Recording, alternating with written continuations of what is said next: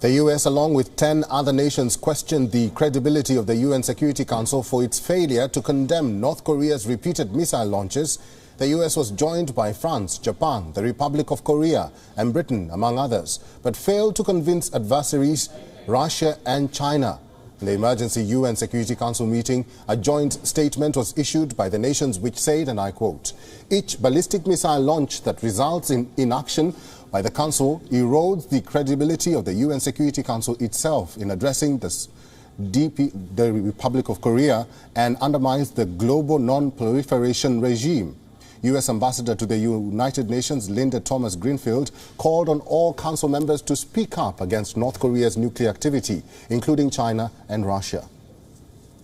We stand ready to collaborate and determine a mutually agreeable approach with other Council members to address the DPRK's provocations. But let us start with the basic premise that the Council has a responsibility to speak publicly about clear and repeated violations of Security Council resolutions. We call on all Council members to speak with one voice in condemning these dangerous and unlawful acts. But the attempt failed to convince Russia and China. The meeting marks the 17th time that China has opposed the adoption of a US and European proposed text which slumps North Korea's nuclear activities since 2017.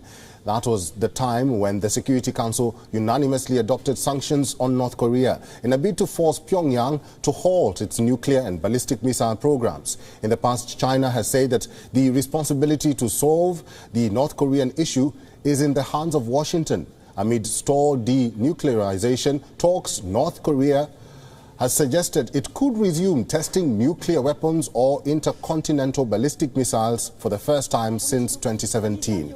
Regional military authorities reported the launch of a ballistic missile by North Korea on March the 5th and again March the 6th, which Pyongyang called another important test for reconnaissance satellite systems.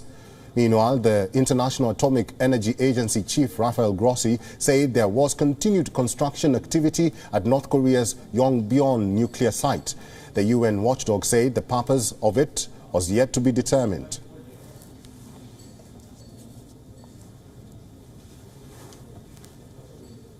WION is now available in your country. Download the app now and get all the news on the move.